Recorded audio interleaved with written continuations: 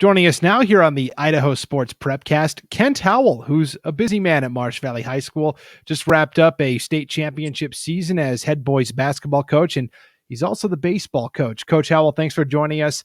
Let's start with the exciting 3A state championship for Marsh Valley, the first since 1988. How exciting was that?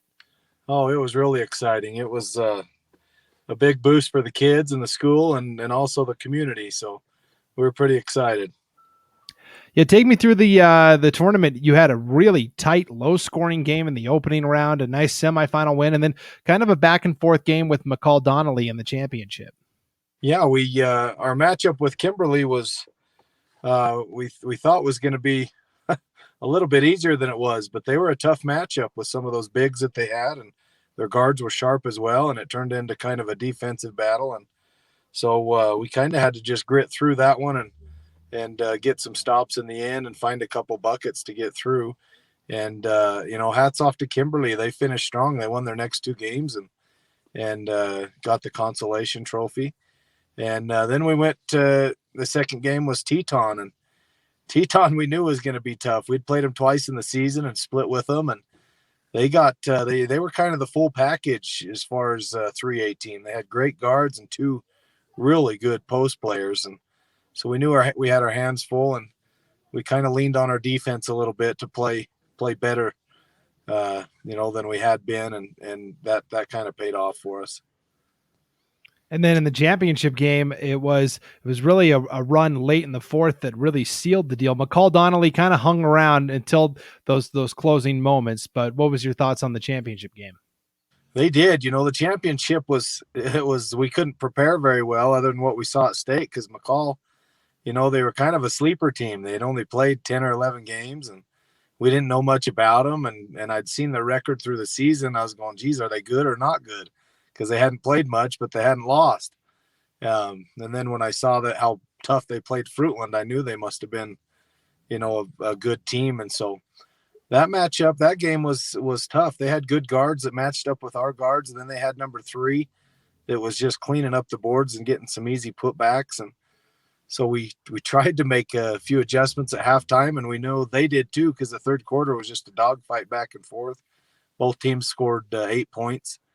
And then we finally got a couple things to fall and a couple plays to work that broke us free there at the end. And fortunately, we came out on top. Yeah, and that was the nice thing about watching your team this year. You didn't have a ton of size, but you had good athleticism, and any of the 5 guys that were on the floor at any time could step out and make a 3-point shot or take their guy one-on-one to the hole. How diverse was your team this year with their skill set? Yeah, we were lucky. We had 7 or 8 guys that all had similar skill sets. And, like you said, we weren't big, but they were all right there at the 6'1", 6'2" mark. And Hanson was 6'3". So we were fortunate because we were fast and athletic, and we could go inside out, put pressure on them with the 3-pointers, and then attack them when they closed out and tried to run us off the line. So that really helped us.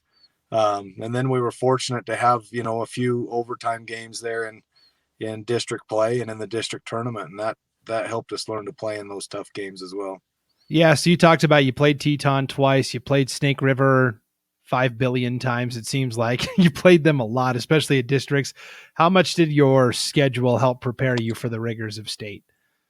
It was great getting to play. There were several teams, South was really tough early, and we got to play Sugar early. We got to play Snake, obviously 5 times, but Teton twice. And so we liked our schedule was good for us. Playing Snake that many times is always good because you're going to play, their defense is always tough, and they'll make you execute and be patient. And I think that helped us a lot.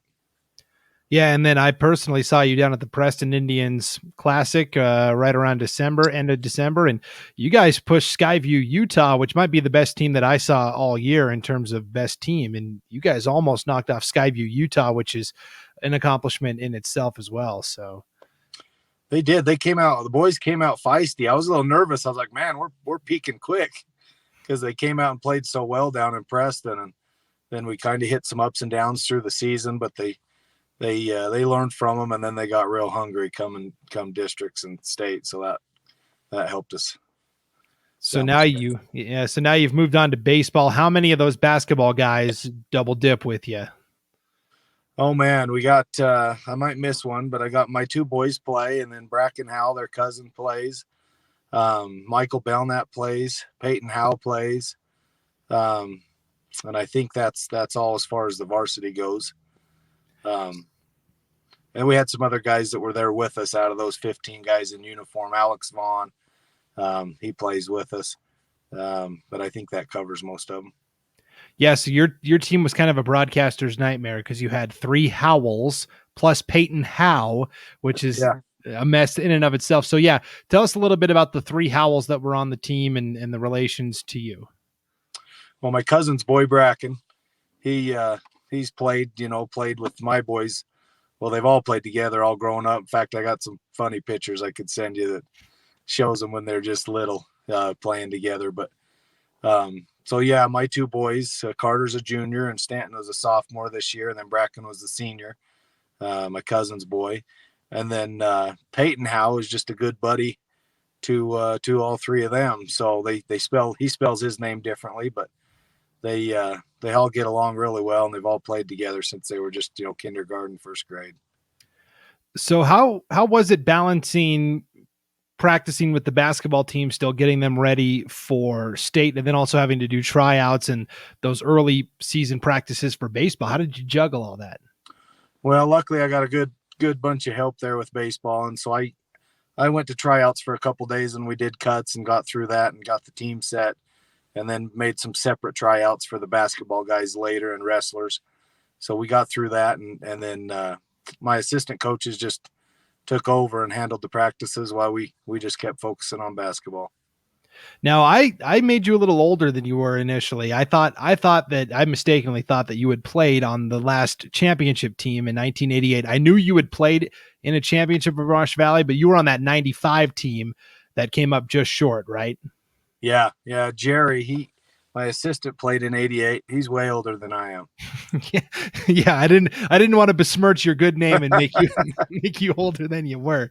So, how exciting was it to be a player and know the tradition of the school, and then be able to bring home a basketball championship as a coach?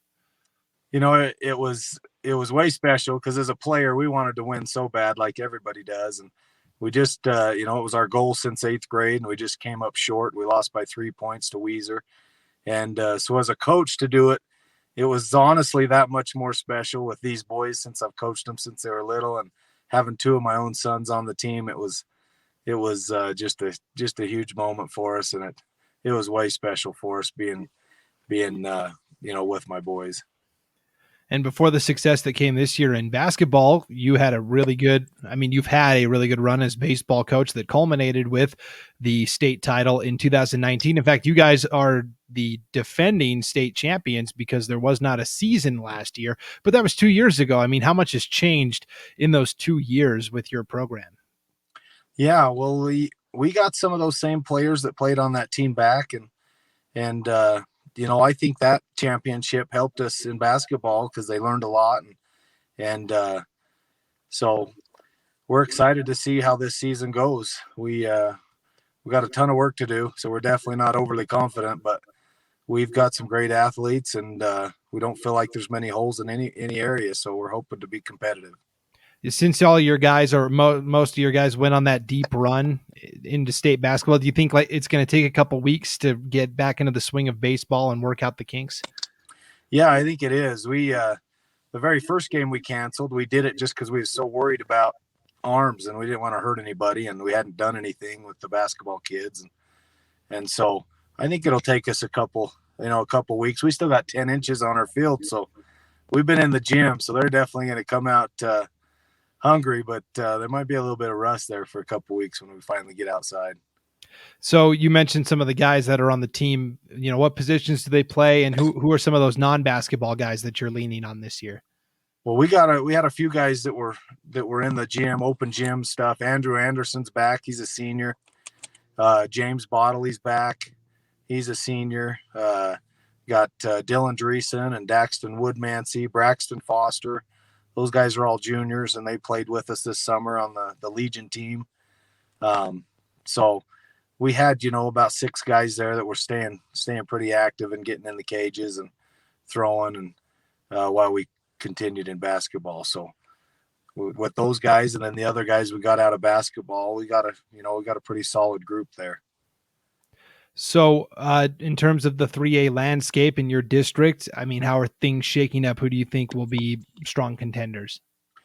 Snake will be tough this year. They've got some good arms this year, and they lost a couple guys last year, and with COVID and all, but everybody did. So Kimberly's going to be real tough. South's always tough. I look for Sugar to be tough this year. I think they'll be young, but I think they'll be tough. I'm not real sure with American Falls. I can't really remember their kids, and with the miss of the cancellation last year, I'm not sure how they'll be. And then I don't know the teams that well up north, but down here it'll be the kind of the usuals. They'll all be tough. Yeah, how hard was that last year? How many games had you gotten in before the season got wiped out because of the pandemic? Were you able to play at all last year, or was it?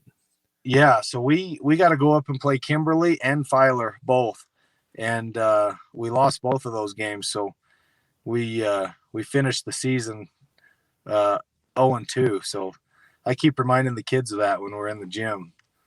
Try to make them a little hungry to start off a little better. Yeah, it's a good motivational tactic for sure. Yeah, for sure. Well, we're excited to see your team when you guys are finally able to take the field, weather and arm problems notwithstanding. We're excited to see how you guys look, and I'm sure it's going to be another great season of Marsh Valley baseball. Oh, we hope so. We're excited. We get to come up to Boise next week for the spring tournament up there, so that'll be fun. Yeah, that'll be good, and that's going to be a good field as well. You'll get to see some good competition, and it's a big field, right? It is. We get to play at Columbia High School. Our first 2 games on Thursday, we'll play Parma and Columbia. And then the second day we'll play at Skyview, and we get to play Ridgeview. And then Saturday we'll play at Nampa High School, and we get to play Mountain Home. So good teams, a lot of big schools up there, so it should be really fun. Yeah, that's going to be a fun event for sure. And I know it's a couple of those Boise area schools combining to host that. So Kent Howell, head coach of the boys basketball and baseball programs at Marsh Valley High, thank you for taking a couple of minutes to talk with us. And again, congratulations on the state basketball title. That was very exciting for the fans, not just in Aramo and the Marsh Valley community, but really Southeast Idaho as well. It was really exciting. So thanks so much, Brandon. Appreciate all you do.